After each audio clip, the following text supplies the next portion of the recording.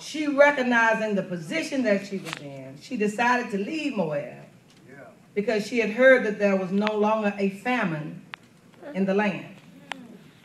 She knew, even though she knew that she had lost divine protection, how many of you know that you can always go home? Amen. Don't teach it.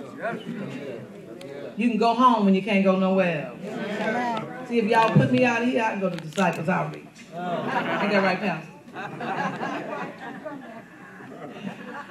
She felt like she had a better chance of surviving at home than in a foreign country. During this period, it was customary that if your husband died, you could marry a brother. But there was no brothers left. Come on now. Come on now. Watch it. So then that meant that there was only Oprah and Ruth. And Naomi had nothing to offer them. She was too old to bear a child. And then she thought about it, even if I would have a child, they got to call it Stella, get a groove back. You gonna wait on the child, a cougar? Because then Oprah and Ruth would be too old to marry her child. Yeah. Y'all don't know what I'm talking about. Ain't no Stellas in the house. Yeah, they do. They know.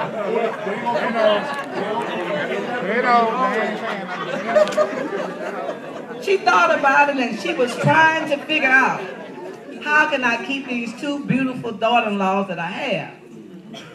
She said, you know what? This is not going to work. So she set out on her journey to return home. She initially started off taking both of her daughter-in-laws with her. At some point during the journey, Naomi thought about what she was doing to the two beautiful young ladies, taking them away from their country into a foreign land. Now, you know, I don't know, everybody don't think like that. We want to be selfish. We want to think about ourselves. Us. She could have been selfish and said, you know what, it doesn't matter to me what happens to them. I just need somebody to help me get home. But she started to think about what she was really doing to their lives. Somebody say their lives. You ought to be concerned sometimes about somebody else's life. It can't be all about you and your little house. Come on now. And your little family. And your little children. It's got to be about somebody else's house sometime. She began to think about how they could stay home and possibly remarry. Now, this was real to her because they were still young and they could find Moab men to remarry and possibly have them some kids. But when she started to talk to them about it, she said, I want you all to go back home. Turn around and go back so that you could remarry. But they began to cry, Orpah and Ruth, and say, we don't want to leave you, Naomi. I can imagine that they really, really love their mother-in-law. Fix it up. She insisted, but they kept saying, we don't want to leave you. Finally, Orpah turned and kissed Naomi and bid her farewell. But Ruth, somebody say, but Ruth. But Ruth. Refused to leave and continued on the journey with Naomi. If God has a purpose for your life, and you listen to and follow Him, then you don't have to worry about anything else. Now, people might read that scripture and say, well, why wouldn't Ruth have gone back? She didn't have anything to look forward to. But remember that they had been with Naomi for a while. So Naomi had taught them about her God. Come on now.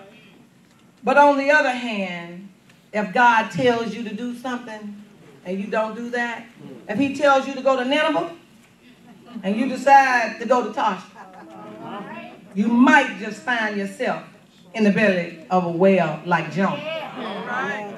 He ever told you to go somewhere and you went somewhere else? Oh, that didn't happen to nobody. He ever told you to marry somebody and you married somebody else?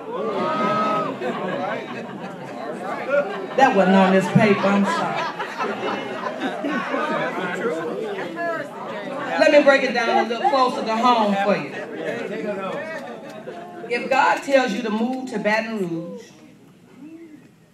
and you're real comfortable in New Orleans, and you decide to continue to stay in New Orleans, because you like New Orleans.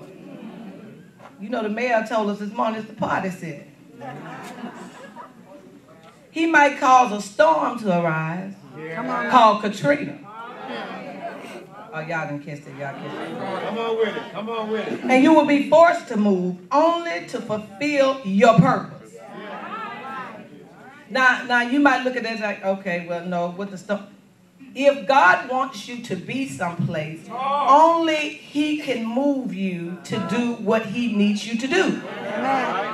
Now, had not Pastor Salthall moved the congregation down here, I would have never met him because I wasn't coming on Carondelet. I lost nothing on Carondelet.